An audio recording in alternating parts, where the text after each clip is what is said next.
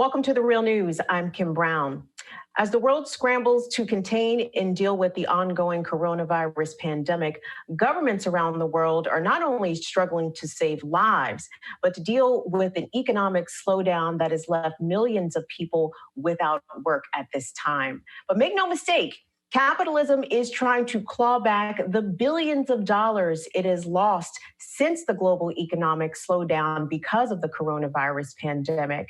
And many industries in recent memory who were the beneficiaries of federally taxpayer-funded bailouts are lining up once again with their hands out. These same bailouts that left many American workers and workers around the world holding the bag. To get more information and some analysis on this, we're joined today with Bill Black. He is the author of the book titled The Best Way to Rob a Bank is to Own One. He is also a professor at the University of Missouri at Kansas City and the University of Minnesota. He joins us today from Bloomington. Bill Black, thank you so much for being here. Thank you. So, Bill, hourly wage workers and the gig economy workers are feeling the crunch and the sudden impact of the economic slowdown. Obviously, here in the United States and many states within the U.S. have shut down bars, restaurants, casinos, schools, universities. Everything is closed, and people who depend on working hourly are definitely experiencing the brunt of this. And we're going to get to their plight in just a moment. However, industries are telling Washington that if they don't get billions in federal assistance, they will go bankrupt, that they will not survive. And we're talking about the airline industry, the hospitality industry, the cruise ship industry, even casinos and fossil fuels. So, Bill Black, are these industries being truthful that their survival depends on federal intervention, or is this a lot of hyperbole? Well, some of both. It depends on the circumstances. So simultaneously with this incredible drop in the stock market and with the strong expectation that there will now be a global recession due to the pandemic, the Russians and the Saudis also decided to stage a price war on petroleum. Most shale oil production was already very marginal and often losing money. And the price of oil has basically been cut in half, and those companies most assuredly would go out of business, as they should. But of course, you recall these are the same people horrified by the concept of socialism. The government sending money to people and doing things, not so much if it's going to major donors. So this is not about saving the economy. It's not about saving lives. This is all about saving the Trump presidency in the re-election efforts. Professor, the Trump White House coronavirus response team held a briefing in the White House on Tuesday where Secretary of the Treasury Steve Mnuchin pledged that workers who have been displaced either by their industry shutting down, i.e. restaurant and bar workers, could expect some financial relief coming from the White House. Let's take a listen to what he had to say. The payroll tax holiday would get people money over the next 6 to 8 months. We're looking at sending checks to Americans immediately. And what we've heard from hardworking Americans, many companies have now shut down, whether it's bars or restaurants. Americans need cash now, and the president wants to get cash now. And I mean now, in the next 2 weeks. How much? I will be previewing that with the Republicans. There's some numbers out there.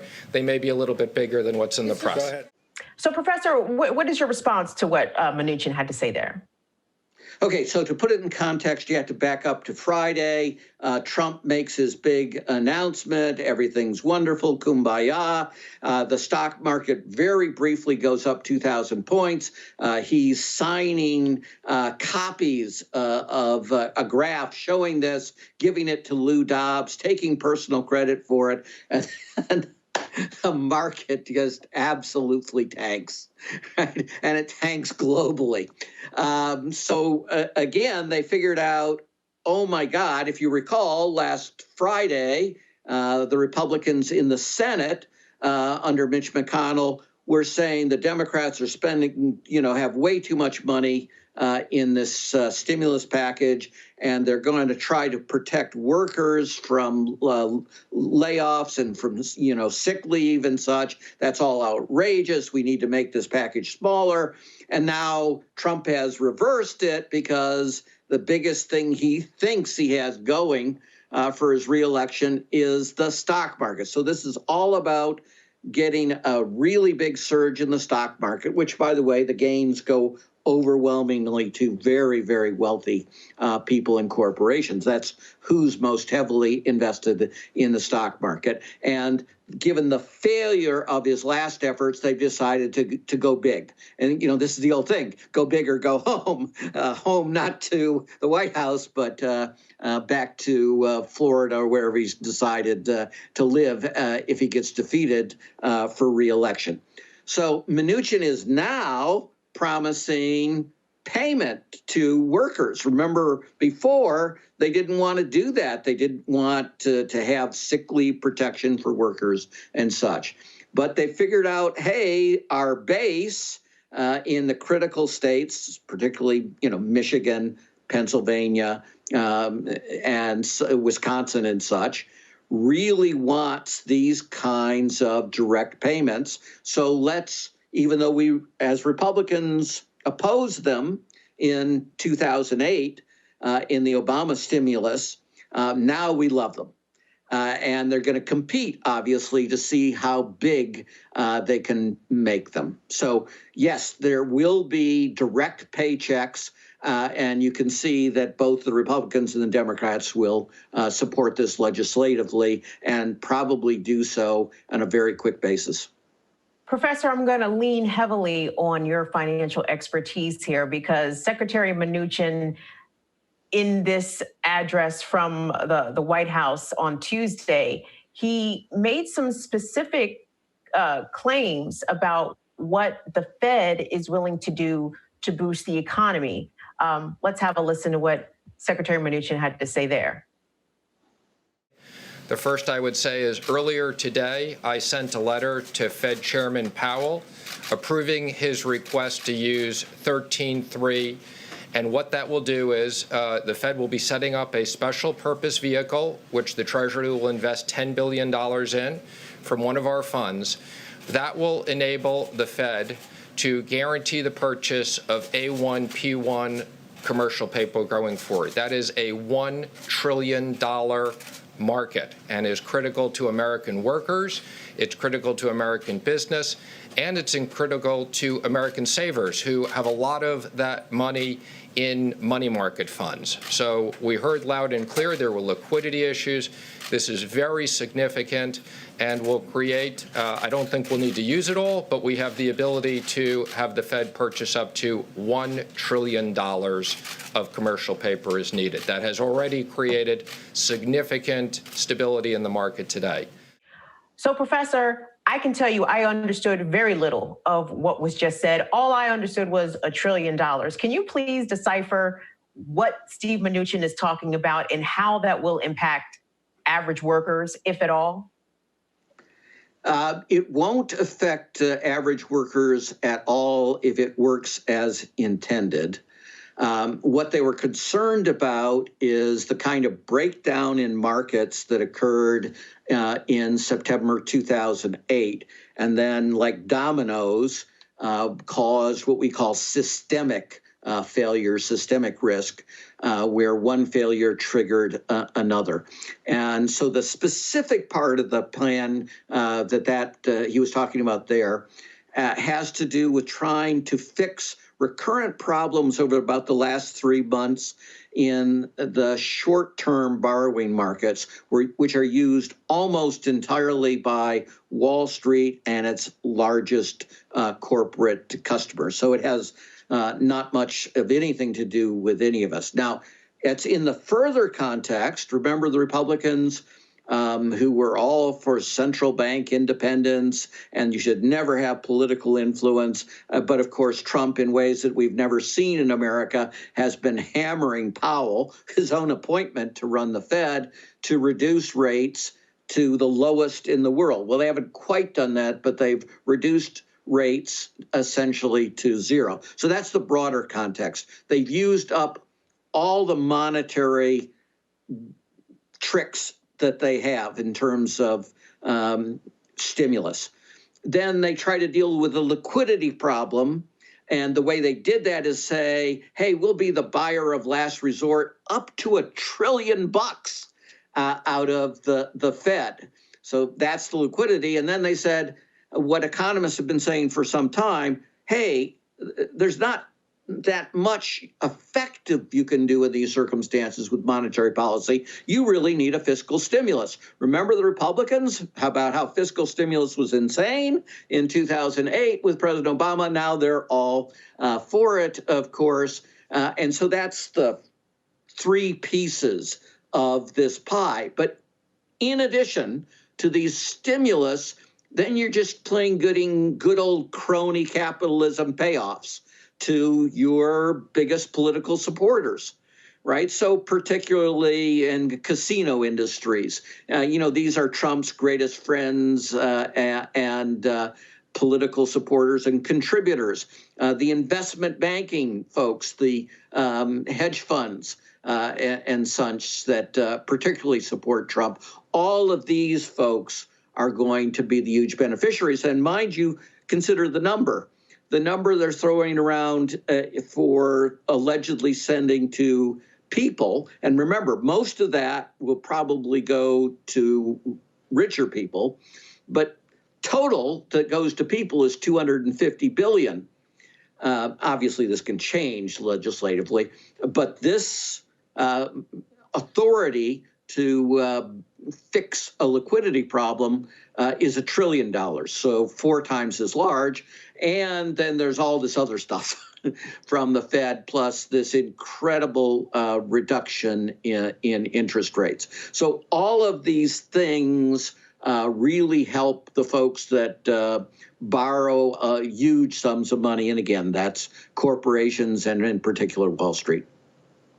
Professor, but this is what pisses a lot of people off, because when we hear the ease and the quick response from the White House, this is really either White House, Trump White House, Obama White House, Bush White House, when Wall Street needs money, we can make $1.5 trillion appear out of nowhere. But when average Americans, working people, poor families are asking for a student loan bailout, for example, or Medicare for all, it's like, where are we going to find the money? We don't even know where that money is. So clearly this money is accessible to someone, but not to the people who clearly need it the most. Yes, I mean, this is the part that Bernie Sanders and Elizabeth Warren were absolutely right about, right? That whenever it's for folks who are major contributors, and the biggest political contributors of any industry in America are finance. And after that comes a whole list of the folks that are the recipients of this proposed bailout. Whenever they want public money, suddenly it's not socialism. Suddenly it's capitalism. And allegedly, these are the folks that save jobs, except that obviously they're not saving the jobs. In fact, it's these precise companies. Well, why don't they have as much cash? Why are they, such a vulnerable position that even a month or two would destroy them? Because they've been using their cash to buy back their own shares. They use the corporate cash to buy back the corporation's own shares. They don't use it to invest in research and development, which is why our productivity gains have been cut in half, right? And why do they do this? Because the CEOs alone and own a lot of stock. And what happens to stock prices when you have the corporation buy back stock? The stock price goes up and you make the CEO a lot richer. That's why they're short of cash, not just because of the coronavirus crisis. So we're bailing them out for running their companies imprudently in ways that hurt productivity, hurt economic growth, hurt the ability to get wage increases. And it's, insidious socialism for the rich. And we can look back retrospectively on the most recent bailouts, federally taxpayer-funded bailouts done at the very tail end of George W. Bush's administration going into the first term of Barack Obama's administration. I mean, when we look at the General Motors bailout, for example, 10 years onward, GM has laid off tens of thousands of employees. They have shuttered factories in some of the most economically vulnerable communities here in the United States. But the banks also got a huge bailout in 2008, 2009. And I wanted to play a clip from then Senator and Democratic candidate Barack Obama. He sat down with CBS's Bob Schieffer on Face the Nation. And this is what he had to say about the TARP bailout. Let's have a listen. First of all, I think we have to understand this was an urgent situation and is an urgent situation. By the end of the week, I think everybody recognized that something needed to be done. What I'm pleased about is that it appears, at least, and I haven't reviewed the actual language, is that some core principles that I set forth at the beginning of this crisis were incorporated. The issue of making sure that we had strong oversight, the insistence that taxpayers share in the gains if there are any when the market recovers, the insistence that homeowners get additional relief so that there's some reciprocity. If in fact we're bailing out or helping banks, they in turn have to help rework mortgages for people who are potentially facing foreclosure. And the final thing, the issue of executive compensation, making sure that taxpayer money is not going to pad bonuses or golden parachutes. It appears that those principles have all been incorporated into the core agreement. And I'm going to be reviewing the language over the next day to make sure that those provisions actually stick.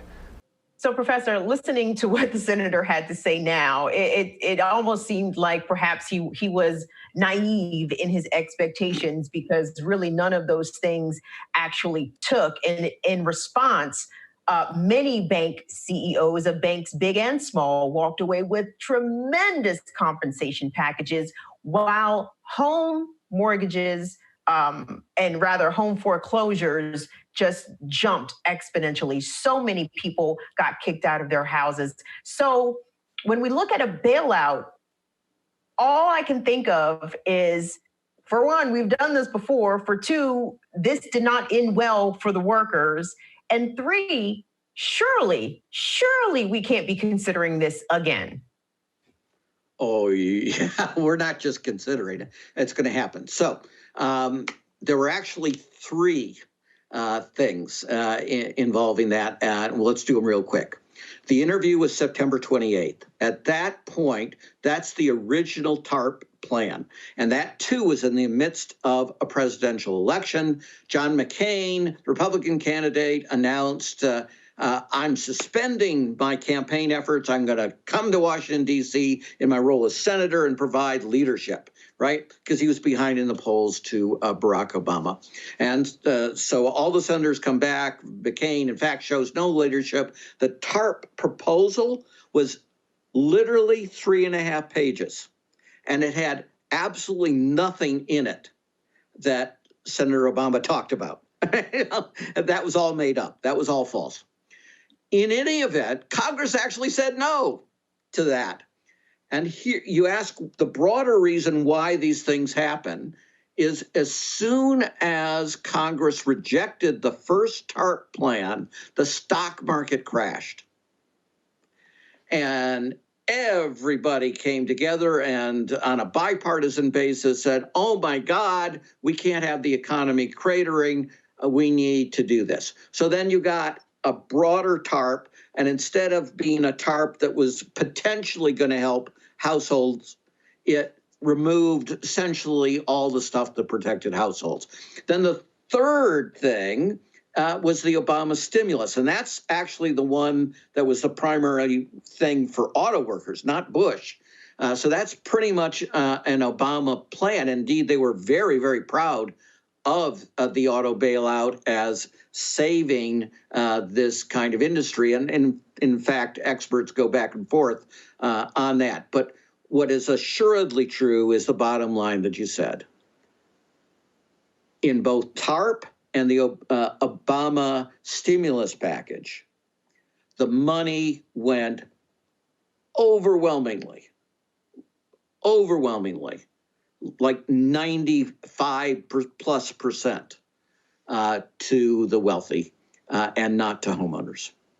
I don't even know what to say, Professor Black, because I am so disgusted, number one, at that piece of history that we all endured and lived through, and a lot of people suffered. And just to consider that we could be entertaining and are seriously entertaining, likely to move forward on a similar stimulus and bailout package that will benefit exclusively the wealthy while workers just get crumbs, perhaps not even a month's worth of expenses. But unfortunately, Professor, we've run out of time, so we're going to have to leave it there. We've been speaking with Professor Bill Black. He's also an author. He is the most fun person that you will ever listen to talk about economics. So definitely, if you go to University of Missouri at Kansas City or University of Minnesota, you need to take Professor Black's class. We appreciate your time today, Bill. Thanks a lot. Thank you. And thank you for watching the Real News Network. Thanks a lot for watching. Appreciate it. But do us one more solemn favor. Hit the subscribe button below. You know you want to. Stay up on the videos.